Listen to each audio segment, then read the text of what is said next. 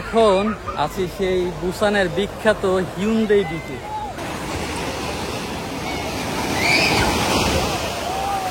তো কোরিয়ান একটা রেস্টুরেন্টে খেতে এসে এক বাঙালি ভাইয়ের সাথে দেখা হয়ে গেছে।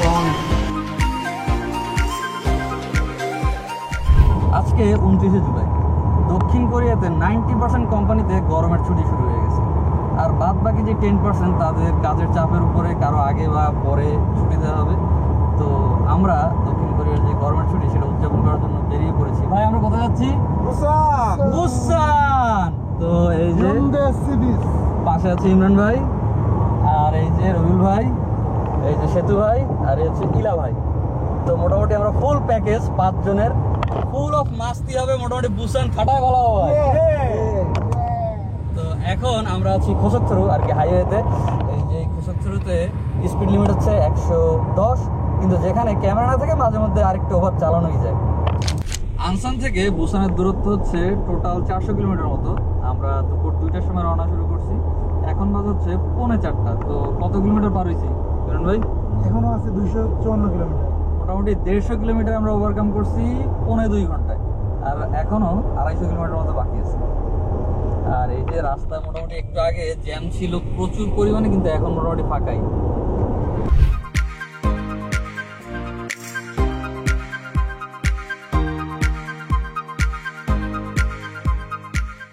এত সময় গাড়ির ভিতরে ছিলাম, যার কারণে বাইরের যে টেম্পারেচার টের পাওয়া যায়নি। বাইরে প্রচুর গরম, এখন মোটামুটি টেম্পারেচার হচ্ছে 38-এর কাছাকাছি। আর এখন আমরা একটা হাইওয়ে রেস্টুরেন্টে দাঁড়ালাম। এই যে দেখেন কি পরিমাণ গাড়ি পার্কিং করা আছে। তো সবাই হাইওয়েতে যখন এরকম লম্বা লম্বা ট্যুরে যায় তখন এই ধরনের হাইওয়ে রেস্টুরেন্টগুলোতে দাঁড়ায়। এখানে তারা মোটামুটি রেস্ট নেওয়া, খাওয়া দাওয়া এই বিষয়গুলো আছে। তখন দেখি কী খাওয়া দাওয়া করা যায়। এই যে এটা হচ্ছে পুরো রেস্টুরেন্ট এরিয়া, এখানে চাইলে বসে খাওয়া যাবে। তো আমরা এখন বসে খাওয়া দাওয়া করবো না, নেওয়া হয়ে গেছে। এই যে চকলেটের কালেকশন দেখেন, এই যে বক্সে চকলেট রাখা আছে, যার যে চকলেট ফোন এখানে নিতে পারবে। এই যে ফ্রেশ পান যেগুলো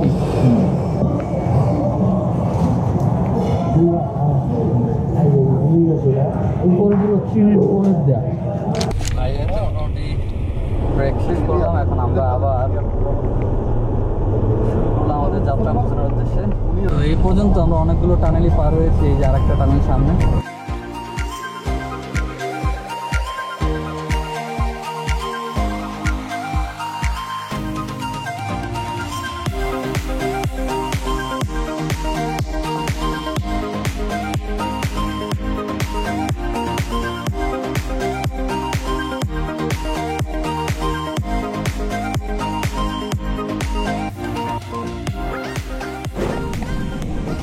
এক্সপ্রেসওয়েতে ঢোকার সাথে সাথেই সামনে পুরো জ্যাম আর জ্যাম।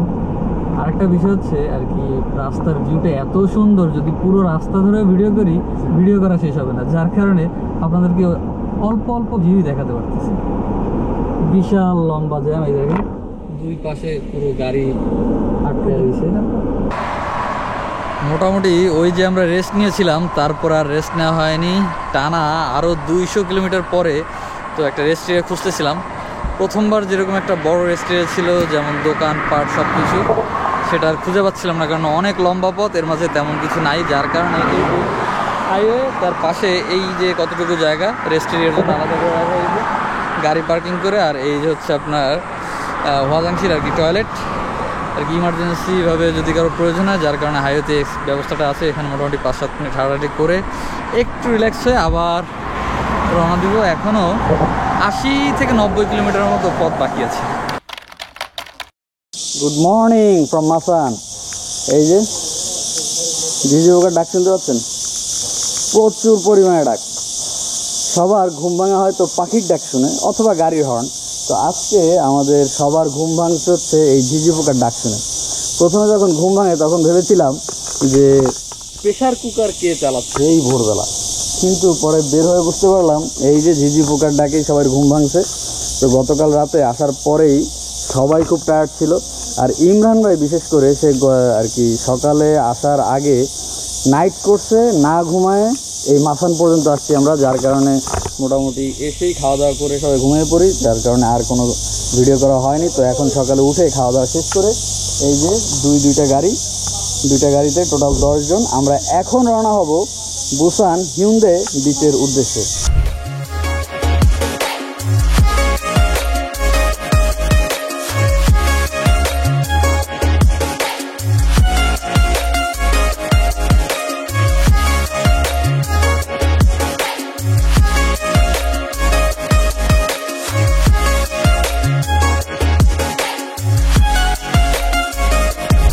সময় ধরে এই যে রাস্তা গাড়ি নিয়ে বসে রয়েছি, প্রায় 15-20 মিনিট বসা, গাড়ি টোটালি সামনে আগাচ্ছিল না। তো গাড়ি থেকে নেমে আসলে কেন আগাচ্ছে না এটা দেখতে আসলাম। তো পার্কিংয়ে গাড়ি ঢোকার কোনো ব্যবস্থা নেই, পার্কিং পুরো লোড। 5টা গাড়ি যদি বের হয় তাহলে নতুন করে 5টা গাড়ি ঢুকতে পারবে, যার কারণে এই পার্কিং রেখে এখন আমরা হাঁটতে হাঁটতে সামনের পার্কিংয়ে যাচ্ছি, দেখি সেখানে পার্কিংয়ের জায়গা পাওয়া যায় কিনা। আমরা এখন একদম বিচের পাশেই আছি, দেখি আমার ডান পাশেই ক্যামেরাটা ঘুরলে বিচ দেখতে পারবেন। তো এখন না, গাড়িটা পার্কিং করে সবাই একসাথে এসে তারপরেই বিচে নামবো। এই যে আমি এখন যে রাস্তায় দাঁড়িয়ে আছি এটাকে বুসানে হ্যাপেনিং প্লেস বলতে পারেন। পর্যটক আর এই যে একটা সিগন্যাল, এই সিগন্যালটা পার হলেই আসলে বিচ ওই সাইডে। আর এখানে গরমে যাতে সবাই অতিষ্ঠ হয়ে মাথা ঘুরে না পড়ে যায়, দেখেন পানিগুলো এমনভাবে জায়গাটা কিছুটা ঠান্ডা করার জন্য। এখন আছি সেই বুসানের বিখ্যাত হিউন্দে বিচে। দেখেন কি পরিমাণ মানুষ সাগরে গোসল করতেছে। আমাদের যে ভাইরা আছে মোটামুটি সবাই নামতেছে, আমিও নামবো একটু পরেই। তো প্রথমে আপনাদেরকে আগে বিচটা একটু দেখাই। এই যে ও টু মাছ হট আসলে যতক্ষণ পানিতে না নামতেছে ততক্ষণ ভালো লাগতেছে না।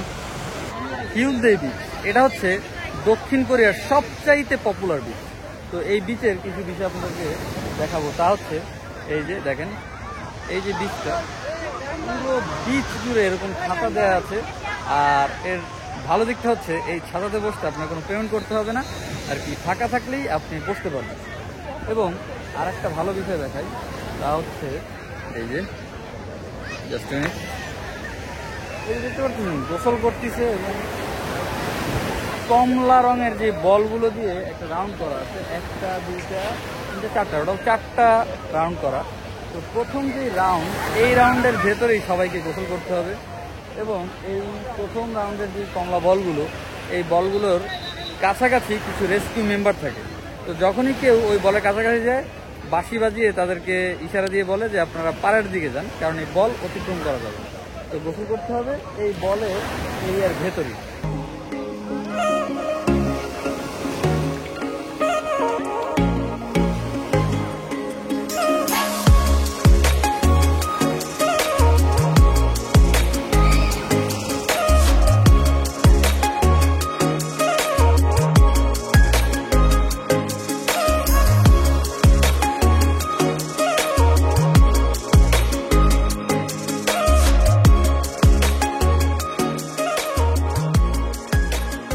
আমরা দুইজনে একবার গোসল করছি 1 মিনিট করে, তো ভালো লাগে নাই।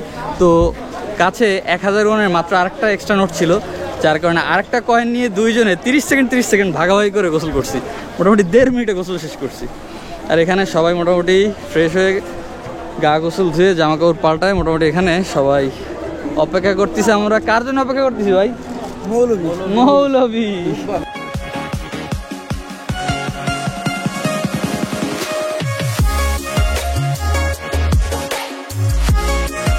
তো সমুদ্রের ঢেউতে খালি সানগ্লাস ছাড়া আর কিছু কি বিসর্জন গেছে কারো ভাই?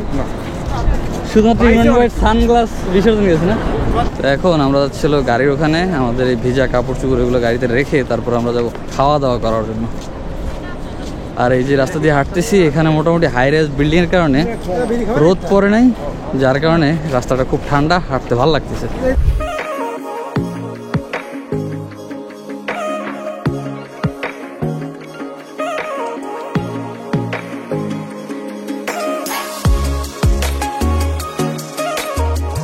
আমরা একটা রেস্টুরেন্টে আসলাম, ইন্ডিয়ান রেস্টুরেন্ট। তো রাইস, মুরগি আর ডাল একদম নর্মাল খাবার অর্ডার করা হয়েছে, কারণ জার্নিতে আছি তো বেশি ভারী খাবার খেয়ে পেটটাকে ভারী করার কোনোই দরকার নেই। তো বুসানের রাস্তায় হাঁটতে হাঁটতে দেখা পেয়ে গেলাম সিন্নির দোকান। ওই যে সিন্নি, এটা মূলত একটা কফি কোম্পানি সিন্নি। বুসান বিচের পাড় দিয়ে সবাই হেঁটে বেড়াচ্ছি। তো সন্ধ্যার পরে দেখি লাইটিং বা আতশবাজির কোনো কিছু দেখা যায় কিনা। সবাই মোটামুটি যার যার মতো বসে বসে আড্ডা মারতেছে, কেউ গল্প করতেছে, কেউ মোবাইলে সোশ্যাল মিডিয়া ব্রাউজ করতেছে, এই আর কি। আর আমরা সবাই মিলে হেঁটে বেড়াচ্ছি।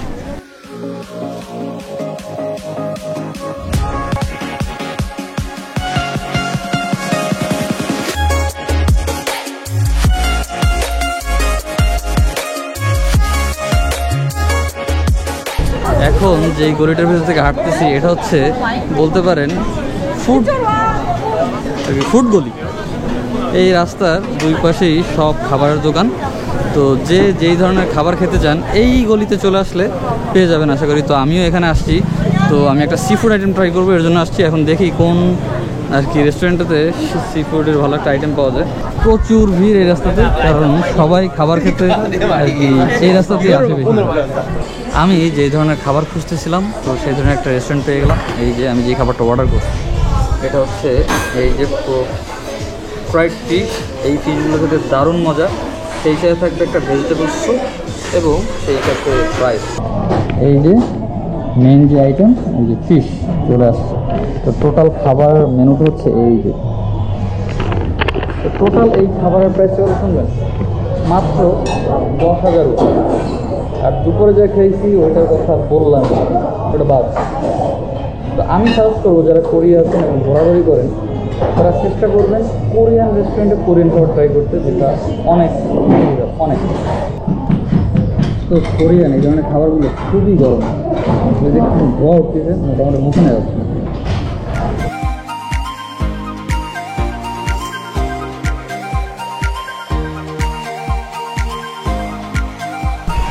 তো কোরিয়ান একটা রেস্টুরেন্টে খেতে এসে এক বাঙালি ভাইয়ের সাথে দেখা হয়ে গেছে। তো ভাইয়ের সাথে এখনো পরিচয় হয়নি। তো ভাই নিশ্চয়ই স্টুডেন্ট? হ্যাঁ, স্টুডেন্ট। কোন ভার্সিটিতে পড়ছি? কিয়াংসাং ইউনিভার্সিটি। কোরিয়াতে কতদিনে লাগছে? আমার প্রায় 1 বছর, 11 মাস। 11 মাস। এই শুরু থেকে কি এই রেস্টুরেন্টে আছেন না? হ্যাঁ, শুরু থেকে এটা। বাস, তাহলে তো মনে হয় খুব একটা ভালো সম্পর্ক হয়ে গেছে। হ্যাঁ। তো ভাই কোরিয়াতে তো স্টুডেন্টরা মেনলি রেস্টুরেন্টেই চাকরি করে। হ্যাঁ। তো তাদের আসলে ভালোভাবে কি কাজগুলো পায় বা কিছু? এটা ডিপেন্ড করে, যেমন এখন কাজ আছে বা শীতের সময় কাজ নেই। আমি তেমন সমস্যা ফেস করি না, বন্ধুরা কাছে এটা জানি না। ভাইয়ের নাম কি ভাই? হাসিব। হাসিব। বাংলাদেশে কোথা থাকে? কুমিল্লাতে। কুমিল্লাতে। তো এই যে বাংলাদেশের কুমিল্লার এক ভাইয়ের সাথে পরিচয় হয়ে গেলো। তো খাবারটা ভাই টেস্টি। আর মোটামুটি কোরিয়াতে আমি ফিশ আইটেমগুলো ট্রাই করি। এই খাবার বুঝলাম তো মাছের জন্যই। আমার সাথে অনেক বন্ধু মানে বাংলাদেশের ওই টেস্টটা এখনও ছাড়তে পারে না। ওইটা তো আসলে ছাড়তে একটু কষ্ট হবেই ভাই, এতদিন যে টেস্ট খাইছে। তো মোটামুটি রাতে ডিনার শেষ, এখন সবাই নদীর পাড়ে বসে আছে আর কি। নদীর পাড় না, সরি, সাগর পাড়। সাগর পাড়ে বসে আছে। ওখানে যে আপনার সাগরের পাড়ে ফালানো থাকে না, দেখছেন 3 কোনা টাইপের। তো ওখানে সবাই বসে বসে সাগরের গর্জন শুনতেছে। আমিও যাব, কারণ খাওয়া দাওয়া শেষ করতে সময় লেগে গেছে। এই যে হ্যাপেনিং প্লেস বুসান হুন্দার।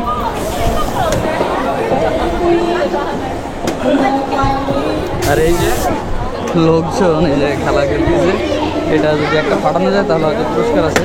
রাতেও পুরো বিচ জুড়ে অনেক মানুষ, আর বিচের পাড়ে এই যে বসে আছে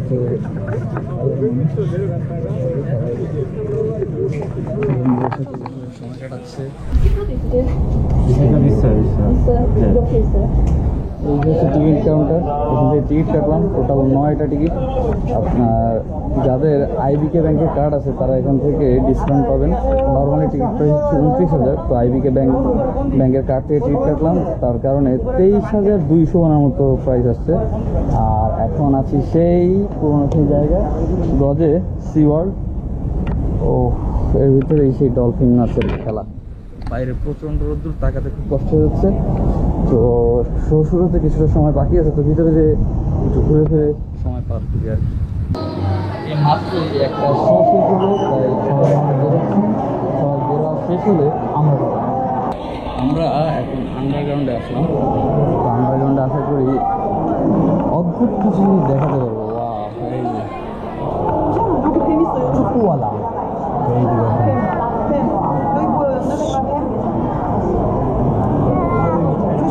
দেখতে এই ভয়ানক হলো, তার খাবার কিন্তু শাকসবজি। Oh no,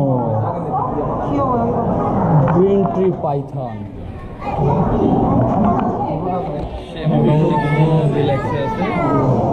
green tree python. এই যে ভাই, সবচেয়ে ভয়ঙ্কর জিনিস, আমি ভয় পাই যে জিনিসটা হচ্ছে সাপ।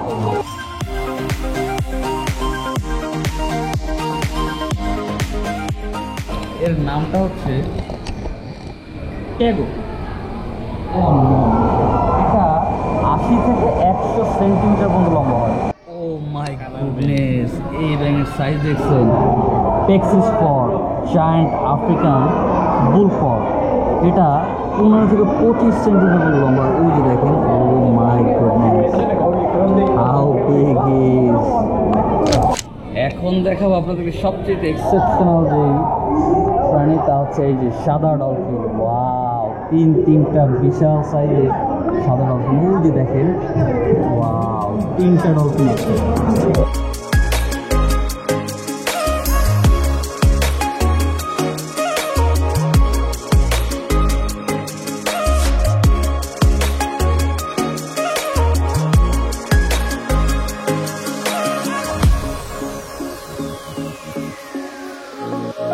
এত সময় তো হোয়াইট ডলফিন দেখালাম, এখন হচ্ছে গ্রে ডলফিন।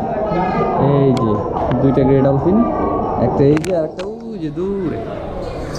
তো এই গ্রে ডলফিনগুলোই খেলা দেখাবে, অপেক্ষায় থাকুন, অনেক এক্সাইটিং খেলা দেখাবে।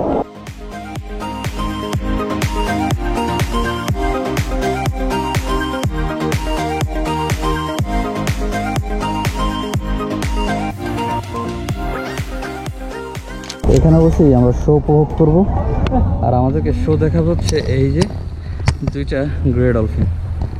অল্প কিছুক্ষণের মধ্যেই ডলফিন মাছের শো শুরু হয়ে যাবে।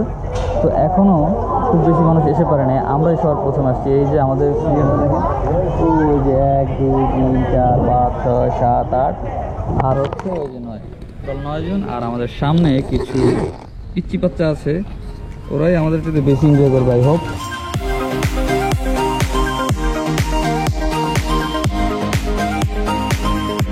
তো ডলফিন মাছের শো শেষ হয়ে গেছে, এখন আমরা বের হয়ে যাচ্ছি। আর হচ্ছে যারা ছবি তুলতে চায় ডলফিন মাছের সাথে, ওই যে তারা এখন ওই জায়গায় বসে বসে ডলফিন মাছের সাথে ছবি তুলবে। এই জন্য আলাদাভাবে আপনাকে পে করতে হবে। আমরা যেইখানটাতে আসলে ডলফিন মাছের খেলা দেখছি তার পাশেই হচ্ছে ডকইয়ার্ড। এখানে সব ফিশিং বোট, এই বোটগুলো যাবে সাগরে মাছ ধরতে। আর এই যে পিছনে ওই দেখেন গাড়িতে করে বরফ নিয়ে আসছে, এই বরফগুলো ওই যে নিয়ে যাচ্ছে ফিশিং বোটে, যাচ্ছে সাগর থেকে মাছ আনার সময় মাছগুলো তাজা থাকে। তো আমরা এখন এখানে একটু হাঁটাহাঁটি করি, ভালোই লাগতেছে। সাগরের পাড়টা খুব সুন্দরভাবে সাজানো গোছানো। সাগরের মাঝখানে সুইমিং পুলও বানানো যায়, দেখেন এই যে পুরো প্লাস্টিক দিয়ে ঘেরাও করে রাখছে এখানে গোসল করার জন্য। আর ওই যে দেখেন প্রচুর গাংচি রুই প্লাস্টিকের উপর বসে আছে। অনেক নিরিবিলি একটা জায়গা, সাগর পরে একদম শুনশান, কোনো শব্দ নেই। সাগরের ঢেউটা এই পর্যন্ত আসতেছে না, তার কারণ হচ্ছে এই যে চারিপাশে পাহাড়। ওই যে ছোট্ট একটু জায়গা আছে আর কি সাগরের পানি আসা যাওয়া করার জন্য, যাতে এই ফিশিং ট্রলারগুলো যাওয়া আসা করতে পারে। এটাকে একটা বড় লেকও বলা যেতে পারে। তো ভালোই লাগতেছে এরকম একটা জায়গায়। এই যে সূর্য ডুবের একটা অবস্থা, একটু পরেই সূর্য ডুবে যাবে। তো সবাই বসে বসে গল্প করতেছে, কথা বলতেছে, ভালোই যাচ্ছে সময়।